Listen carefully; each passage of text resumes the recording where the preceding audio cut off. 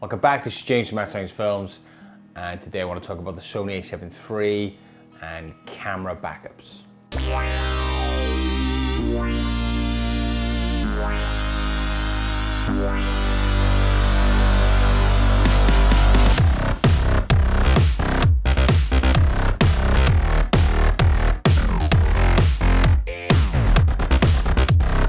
So the Sony A7 III, that's what I want to talk about today, and from a video production point of view.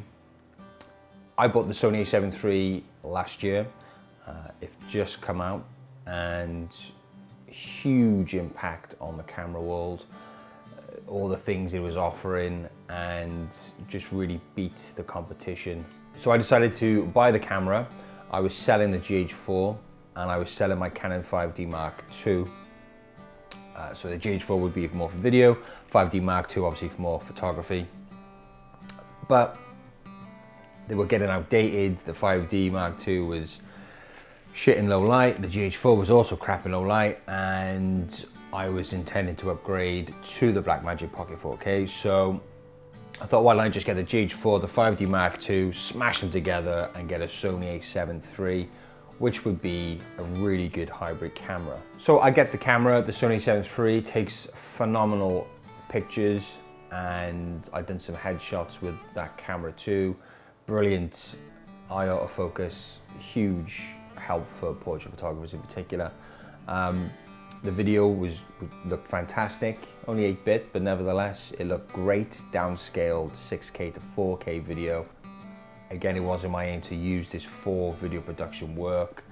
Main reasons being the overheating, very concerned about that. And we were doing a documentary for a feature film we just finished shooting. So we did a behind the scenes documentary, literally in a room that's nice, cool temperature. Camera's not been rolling that long, shooting 4K, and it overheats twice within 14 minutes. So from that moment, I just didn't trust the camera, but still loved the camera because the video quality was fantastic, and again, stills fantastic, just looked nice. It was just lovely and new, and everything about it was nice. Fast forward now to last weekend, we were doing a workshop with a filmmaker who wanted to know a bit more about production, pre and post, the whole shebang. So we produced and shot a short film. It was going great. It was only a few pages. It wasn't a huge shoot. Planned to get it done in one day. I decided to shoot it on the Sony A7 III. We got a GH4 to hand. But I thought I'd trust the camera. A day shoot, we're inside, cool conditions, not gonna be doing any kind of long takes. So I've got the camera, and I'm about to put it on a shoulder rig. I turn the camera off to change the rig. I turn the camera back on.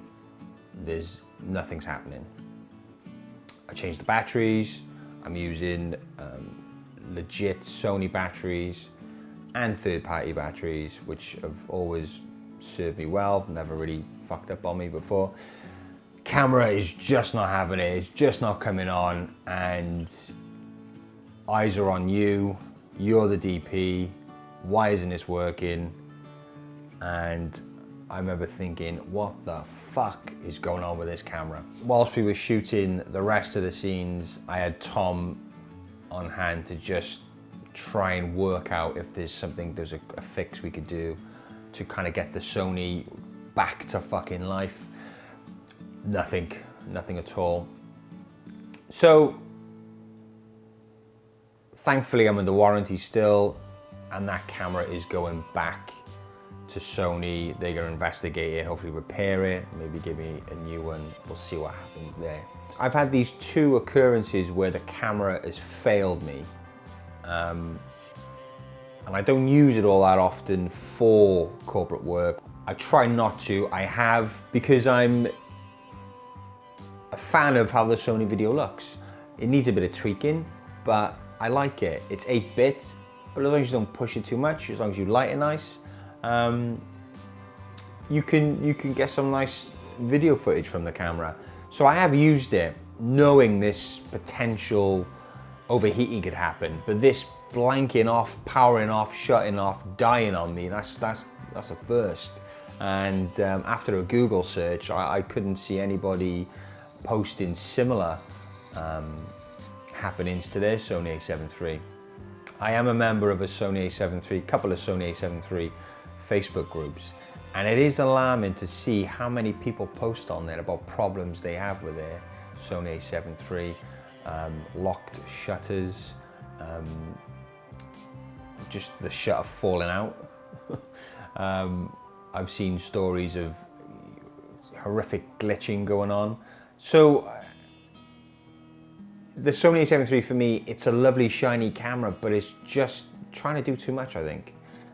And where we all appreciated that when it first came out for all that it can do, I think that comes with a lot of issues for the camera. As a video production company, it's important that we have a camera we can rely on. I shot a feature film with this GH4 and I had no problems with it. Some difficult weather conditions, long day shooting, multiple battery changes, SD cards going in and out, shooting a 4K DCI, no problems whatsoever. So that got me thinking about the camera. So pause that there. Little lesson for you newbies, particularly if you're doing a paid gig, take a backup camera because you just don't know. And I'm so glad I had the GH4 with me because we would have had to have cancelled and that would have been a waste of time for everybody involved and a waste of money as well. So thankfully, yeah, I had the GH4 in the bag and we were able to continue. Now, what I'm gonna do, my thoughts are now with the Sony A7 III is I'm gonna sell it. I'm gonna get rid of it, and in its place, because I still love photography, but I am more video, I can get two cameras. Getting a Sony A6300 for stills, I think that comes around £500.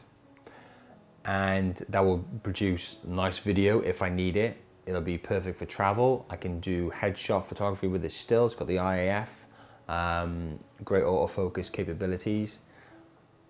That's great. And for video, GH5, solid 10-bit. And as I know from the GH4, it's gonna last, it's gonna be, not every camera is perfect. Not every camera is gonna last a lifetime. And all cameras are capable of having a meltdown because all the electronics, you know, these new fancy cameras, all they can do. But I have more trust in the GH5 to last, and I don't think it's as unpredictable as a Sony A7 III. And that's my issue with the Sony A7 III. It's an unpredictable, lovely camera.